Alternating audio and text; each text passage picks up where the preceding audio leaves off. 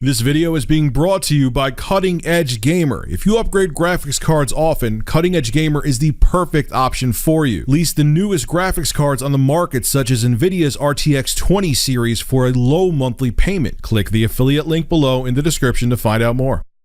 We'll just wait for that airplane to go by. And then someone will start mowing the lawn again. And then someone will start whacking weeds again. Skip it up and that up. What's up, ladies and gentlemen? This is Rich of Review Tech USA, in case you didn't know. Well, maybe you don't know. And I'm here with Jarek, because Jarek loves bitching about Apple. Yes, I do. He used to be a diehard fan of Apple. He actually sold me on Apple back in the day. I think we should first say, though, that I'm not a fanboy of Apple. What is the definition of fanboy? Someone who kind of like blindly... Yes. You know, this company can do no wrong. Well, Apple has definitely done a lot of wrong, and I think we should discuss that a little bit. I love Apple to death, but they have done some really dumbass things lately. And they're kind of, I think, crawling back from some of those mistakes. So let's kind of explore that a little bit, I think. Well, hopefully they're crawling back. Hopefully. Like the MacBook Pros with their throttling and trying to put an i9 processor basically inside of a piece of paper. They are trying, though, because they did add the 32 gigabyte memory option. So we'll see what happens. But yeah, they're overheating, they're throttling, having problems. But I think overall, Apple has been making some strides technology-wise. And I think it's a good sign for where they're going as far as the kind of like the pro user base. The iMac Pro is a pretty badass piece of kit. I was almost tempted back when they first launched to get one of those. I almost pulled the trigger on one. Then I realized I know nothing about Mac OS. But yeah, they've been doing some good things, and hopefully the Mac Pro will be their comeback into the professional world. Because let's face it, the last time they launched a Mac Pro product was in 2013, and it was shit. And not only was it shit, they're still selling that shit today for $3,000 to $4,000 base models. Now, You could go there. I just checked.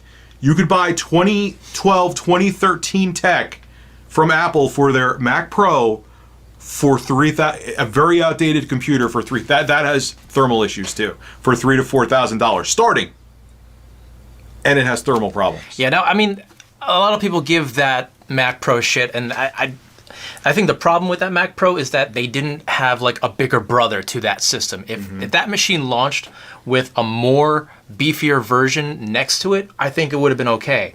But it's the fact that, you know, they basically scrapped everything that we were used to. Like before, we had the cheese grater design, which is basically a traditional tower with drive bays and PCIe slots. And they kind of took all that away and forced this dual GPU design that they were kind of like... counting on dual GPUs being the future of everything, and they weren't. And they put in one SSD and no PCIe slots, and counting that everything was going to be Thunderbolt 2 external, which is just another pain in the ass. Which is ridiculous. Because basically, like, as far as design goes, I think the cylinder Mac Pro, the trash can Mac Pro, it is a beautiful machine until you start plugging anything into it. On its own, it's fine, but once you put power cable into it, keyboard, USB cords, Ethernet, whatever else, any Thunderbolt accessories you may have, you can't even spin the thing around because it's just, there's like 8 cables sticking out the back. So it just kind of turns into like a spaghetti hub. 8 cables is an understatement. It was form over function. What they wanted to do was, wow, look at this small little piece of technology and how much power it has in it. And it was Apple trying to be Apple and be super elegant. And they shot themselves in the foot or in the ass, because then you have this device that it's not practical. Whereas, okay, yeah, it's a typical tower like their PC counterparts, the previous Mac, the one you still have. But... it's practical. It's for a professional user. They don't care. Oh, wow, it's so nice, and it's a little cylinder on my desk. No one cares. They wanted something that they could plug USB-A devices into it and other things, and it doesn't have 47,000 wires hanging out of it. And it, like I said, it had heat issues too. Oh, not to mention the power bricks you need for each little device that you have. Yeah, think about that. So you need to have all these external devices. So you have all these Thunderbolt, whatever cables hanging out of the computer. And then you need to have power for those as well. So it turns into a disaster. So this one little sleek computer that may look appealing at first from a two-dimensional perspective, when you actually have to use it in real-world terms and use it practically, becomes shit. And that was what the problem with that Mac. I remember seeing that thing, and like I was never going to buy one anyway, but I was just like, what are they doing? Yeah, literally the moment they announced that, I was watching the WWDC conference. They were displaying what this Mac Pro is going to be. Like literally as soon as that live stream ended, I went to Apple and I bought the 2012 tower going forward, because I had a 2006 tower and I was waiting to see what the next big thing was going to be. And instantly I knew that this machine is not going to be for me. So I bought a 2012 tower. I still have it. It still works really well. I mean, I tricked it out, new processors. I've got like 96 gigs of RAM in there, SSDs, all of that. And it's still kind of, it's trucking along. And I'm shooting and editing 8K on it. And while it's a little slow and sluggish here and there, it still works. I mean, but that's not to say that I don't want something better and faster. So, hopefully there should be something around the corner that's going to be better.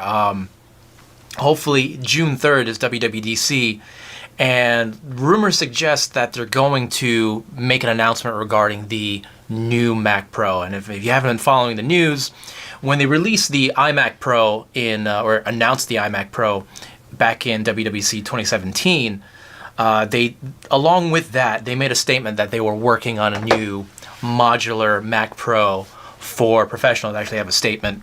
Courage. With regards to the Mac Pro, we are in the process of what we call completely rethinking the Mac Pro. We're working on it. We have a team working hard on it right now, and we want to architect it so that we can keep it fresh with regular improvements. Thank you. And we're committed to making it our highest end, high throughput desktop system designed for our demanding Pro customers. And then he goes on to say that we're also working on like a new display that's going to be compatible with the Mac Pro, because they've kind of haven't done anything with their displays in a while too. So that was in April of 2017, talking about what the future of the Mac Pro is going to be. Yeah, April 2017. How's AirPower working out, Phil? Can't innovate anymore, my ass. Too many coils. So 1 year later, April 5th, 2018, we want to be transparent and communicate openly with our Pro community, so we want them to know that the Mac Pro is a 2019 product. It's not something for this year. In addition to transparency for Pro customers on an individual basis, there's also a larger fiscal reasoning behind it. Some people are actually speculating that it's going to slip into 2020, which I think will be a disaster. I know AirPower is a completely different technological animal, but Apple, they have slipped up before. Look what happened with the Galaxy Fold as well. God, that was a train wreck. But what I'm trying to say is that Apple may be trying to do something really like radical. Like I saw John Rettinger's video. If I'm saying his last name wrong, I apologize. He used to be Techno Buffalo, where they were showing the modular Mac. That is still a rumor that I don't know if it was completely killed off yet, but they're thinking about that. They're talking about if they're doing something radical. Yeah, I mean, there was talks of like having stackable modules and stuff like that. And I don't think that's practical. Thunderbolt is fast, but it's not fast enough. Once you get into start attaching like high-speed storage, SSDs, and graphics cards, Thunderbolt's not going to cut it. So unless they have some weird like some sort of like a InfiniBand Connect technology built into this thing, it's not going to work. And it's very un-Apple-like, I think, to create like this stackable system where it's going to be pick and choose what you want, and it's very sloppy. And I don't think that Apple's going to go for that route. I was thinking that too. Like you would need a proprietary kind of connection between, because there would be too many bottlenecks. If they just went with Thunderbolt, it would be a bottleneck and they couldn't utilize the hardware. It's too many points of failure. I just don't see Apple doing that. That's not to say there have been recently some leaks coming out, some weird concepts. What's the one that recently just came out? Well, I do know they're talking about using the Cascade Lake chips in there from Intel, and the Intel Xeon Ws, and those could go from 8 cores, 16 threads, up to 28 cores, 56 threads. Those are pretty powerful chips, man. That would be interesting. Yeah, the one thing that I like about the Phoenix concept that has surfaced is that it does mention 3 double-wide PCIe slots. And that was personally, for me, the biggest drawback of the cylinder Mac Pro is that they got rid of the slots and just assumed everyone was going to do everything Thunderbolt. And you just can't do that with GPUs efficiently. I know you can do eGPUs, but that Thunderbolt 3 bus is kind of a bottleneck for these cards that are coming out now. Isn't it like Isn't it like the equivalent of 4x? It's like a 4x PCIe 3, yeah. Yeah, that's not enough.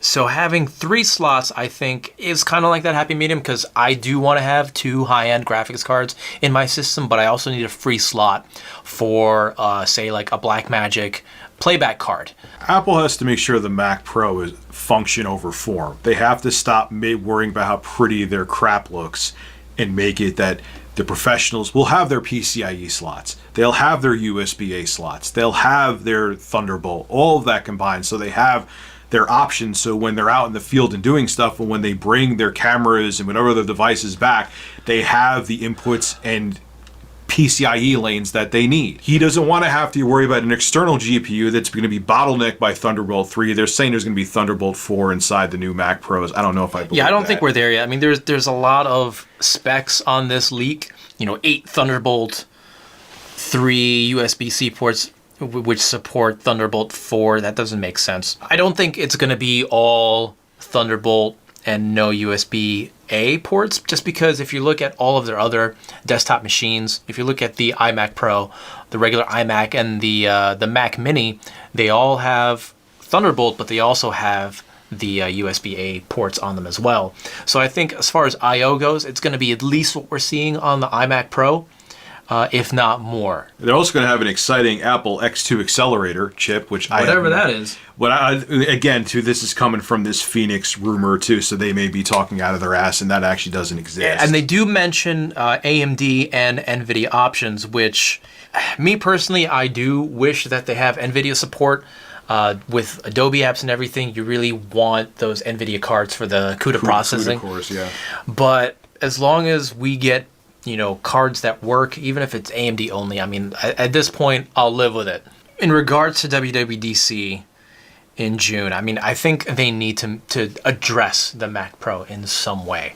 It's been 2 years since they've said they've been working on this, which is a little alarming, because if it was a traditional tower, it would have been out by now. Or what most people think happened is when they were announcing the iMac Pro, they literally were designing it as a replacement for the Mac Pro. And then kind of like a last minute, they were like, oh shit, maybe we should That's a bad idea. tell people that we're working on a Mac Pro. So they probably didn't start working on this thing until 2 years ago. So depending on what they're doing with it, I hope it's not anything too absurd and too crazy. It is Apple, though. It is Apple, and that's the thing too. I was thinking if it was just going to be them going back to a tower, which they should do, then it would have been out. Or like, how much engineering they could have went back to the cheese grater case, man. That thing still looks modern today. Yeah. Like, so they're obviously either they didn't work on it all, and they're going to pull another Apple that's going to piss people off. Or hopefully maybe they're thinking of something that's actually really intuitive that still makes the professional community happy. And I'm hoping we're getting that in between where it has some of the standards that people are looking for, but it also, Apple throws their own spin on it. I'm hoping that they do that. Because if they come out with another trash can-esque device, not saying it will be a trash can, but similar in terms of limitations, just kill the Mac Pro line. It's over. I mean, at this point, like, even if they don't make a profit on these systems, like, even if they just make these at cost just to break even, I still think it would be in Apple's benefit to do that. That used to be their moneymaker, was the pro community. Yeah. That used to be what people, like, before the iPhone, and this is why I think they've dropped the ball on it too, because they were up the iPhone's ass, and I think that they're seeing now the iPhone sales are waning worldwide. I believe, anyway, last time I checked. They're like, maybe we shouldn't just put all our eggs into the iPhone basket. Maybe we should worry about our other products too. And that's why I think we see the iMac Pro and them improving their hardware, and now we're going to see a Mac Pro. Yeah, I think the trend with Apple Tech and their computer line has been positive over the past year or so. Improvements to the MacBook Pros. I mean, they addressed the keyboards. They did address the throttling issues somewhat with firmware updates. So they are trying to commit to that Pro user base. iMac Pro is pretty badass. The new updates to the regular iMac are pretty good. They have a i9 8-core option, which is a first for the iMac. So the top spec iMac is now, right up there with the iMac Pro. So when they update the iMac Pro, which they should do soon as well, that should be a pretty powerful system. And we can kind of speculate that whatever the Mac Pro is going to be more powerful than that. So that in itself, I think, is a good sign. Mac Mini's actually a good buy now, too. The Mac Mini is actually just pretty badass for what it is. Don't you dare get their RAM up. I don't know. I think it has 2 slots in it. You go to Amazon, you get 32 gigs. I believe it's laptop memory they're using in there. Yeah. Don't quote me on that. And you buy the 32 gigs for $162. If you want to get 64 gigs, hold on, let me look now. If you want to get 64 gigs from Apple, it's $1,000, and if you want to get 32 gigs of 2666 DDR4, it's $600. If you go to Amazon, you could get the same 2666 memory, 32 gigs to put into the Mac, because you could put your own RAM in the Mac Mini for $162. Yes, I know Apple loves to do their tax, but that's insane. But it's always been like that. But my point being is that that's actually a decent editing option right there too. Yeah. You know what I mean? I never thought I would actually almost like a Mac Mini, but here I am liking a Mac Mini. So it'll be interesting to see what happens during WWDC 2019. I hope they do announce something, because after what happened with AirPower, they need to come back swinging, because right now people are like, I was hoping, even as a person who has an Android phone right now, I was looking forward to AirPower. That would have been good for me too. And then they dropped the ball on that, so they need to have a comeback, and hopefully the Mac Pro. Yeah, I mean, big point about the Mac Pro. I think the Pro community, we're on the same page when we say we don't care what it looks like. We don't care how big it is, how heavy it is. We just want it to be powerful and functional, and we want it to do the things that we want it to do and need it to do, should I say.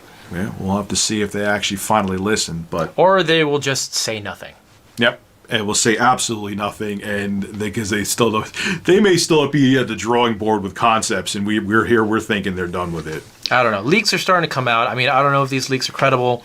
The designs that they're showing, the fact that they're mentioning PCIe slots is the big thing for me. I hope that's true. Everything else, Thunderbolt, blah, blah, it's like we know that's going to be there. I wish that there would be a 2-processor option. I know I might be in the minority on that. I don't think Apple's going to do that, but not with how many cores the processors have now. No, there's no need to. I mean, let's say there's no need to. Most people can deal with just having, if they want, they could get a 28-core, 56-thread processor. They should be okay with it. Yeah, I'm sure they'll have that option, which is going to be like, the system's going to be like $32,000 or something. Probably. Hey, they could put a 32-core Threadripper in there, but that'll never happen. Probably not. Yeah. I don't know. You need to... or they'll just go all ARM chips. That would be interesting. I just remember Steve Jobs used to talk so much crap about Intel. And then he had to be like, hey, we're going Intel. Intel's better, I swear.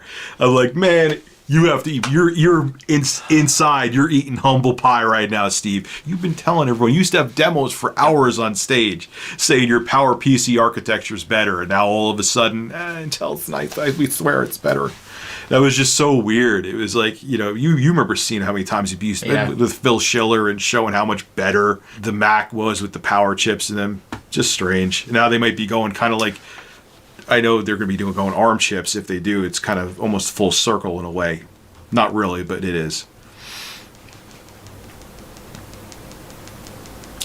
All right, ladies and gentlemen, leave your thoughts in the comments section below. Tell me if you're going to be buying a Mac Pro. If it does come out, are you expecting an announcement for the Mac Pro?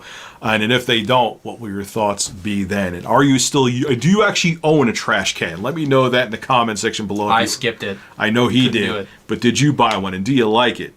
All right, this is Rich and Jarek signing out. I'll see you guys in the next video. Have a good one. Hand me that seltzer. I'm dying of thirst. I'll get you another one too if you want it. No, I'm good. Hey, congratulations! If you made it to the end of the video, you should subscribe to Review Tech USA so you could hear me blabber on some more. Also, too, starting this month, I will be live streaming solely on Twitch. I'll have a link to my Twitch channel below in the description. And last but not least, make sure you click that like button. It helps out the show big time. See you guys in the next video.